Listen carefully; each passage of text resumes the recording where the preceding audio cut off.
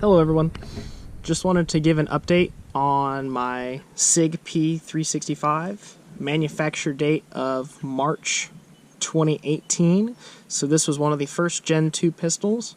I know I put out some videos on it earlier that got, at least for my channel, a lot of views, like 1,000 plus. So I kind of wanted to update, especially given the amount of negative social media and internet attention this particular pistol has gotten as of late, with broken firing pins, broken trigger return springs, stuff like that. Pistol is unloaded. There is no ammo, so it's totally safe.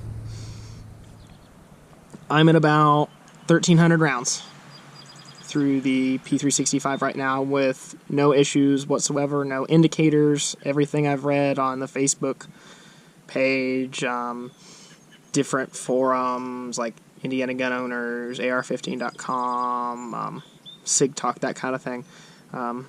My pistol's experiencing or has not experienced any of those particular issues.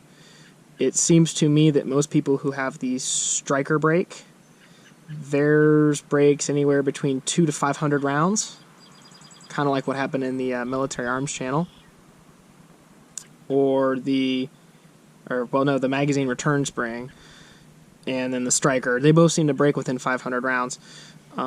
Tim from the military arms channel, his magazines were experiencing extreme wear on the back face of the magazines, and almost all of the ammo I put through the gun has came from these two particular magazines, and as you can see, there is no such wear, especially given the high round count of these particular magazines.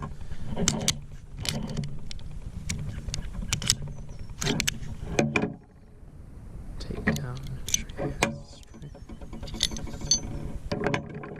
the barrel itself has minimal wear. The relief cut that was new for the Gen 2, you're getting a little bit of wear there, but again, after 1,000 plus rounds, I'm really not surprised. You see that in just about every pistol. A little bit of wear on the Sig logo right here, but I believe some of the newer production ones, they moved the Sig logo and changed it slightly, so you're not seeing that issue. The top of the chamber, not really seeing a whole lot, and then the feed ramp and chamber, not a whole lot either.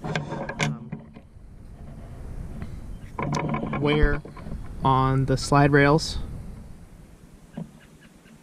nice and even, nothing I'd be concerned with, especially again given the round count. I know some people prefer to use CLP. I pick on the military arms channel, but as a fellow Hoosier who also loves the military arms channel, I'm sorry, CLP is shit. Hate it. It's awful. So I use Wilson Combat.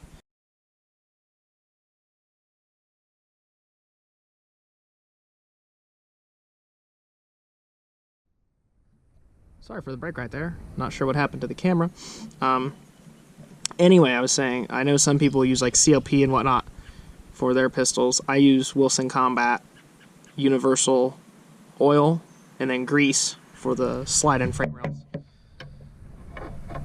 The slide, normal compared to all the SIGs I've ever had, like a 229, a couple of 226s.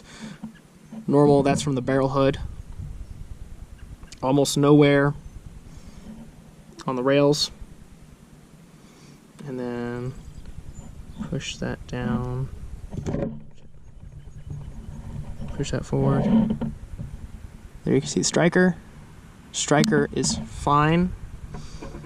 So even after 12 or 1,300 rounds, I'm still experiencing absolutely no issues with the pistol whatsoever. And again, my little disassembly trick, for whatever reason, Sig decided to make it so the brake takedown pin won't rotate. You have to push this up and then it will go down. So for those of you who haven't seen that video, You're welcome.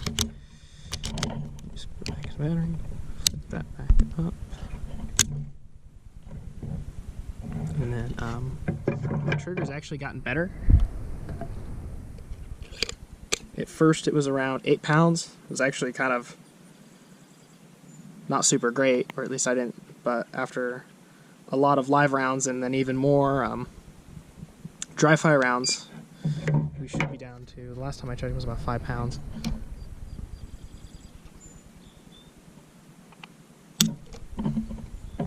£4 14 ounces. Reset the pistol.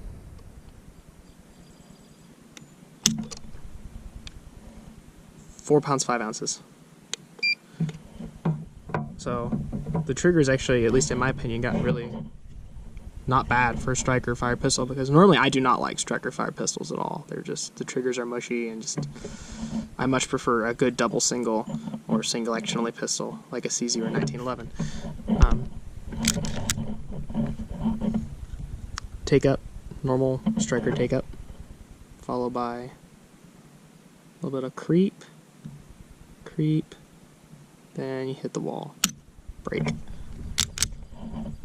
Nice crisp reset, a little bit of creep, and break. Since I have so many rounds through the gun, I do believe at this point that if it was going to break, it would have broke by now. So I carry it in a Milt Sparks Versa Max 2. Quite frequently. And I carry a lot of my pistols because I normally carry 1911s. So the leather, well, good leather at least, I'm getting minimum holster wear, and especially in the hot summer months. Like today it's like 90 degrees outside. This carries really well under a t-shirt, and it gives you minimum of 11 rounds of 9mm on board. Most of the time I carry it with a 12-round magazine, because I really do feel that it gives you a lot better control. It's like a 10-round magazine, because while you can get your pinky on the 10-round magazine, it kind of like, it at least digs into my palm right there on the back strap. Just a minor complaint, nothing serious or anything like that. But I just kind of want to give you guys an update. Very positive about it. For $500, hell yeah. Personally, I hope Sig switches to a all tool steel firing pin instead of a MIM firing pin. I feel like that would have alleviated a lot of the issues the pistol had originally, and for a marginal increase in overall cost, this pistol would not have received nearly as much negative coverage as it has.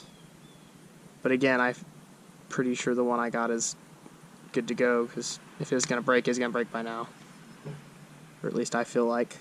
Anyway, but thanks for listening to me, guys. Thanks for listening to me ramble. I appreciate it. Have a good day.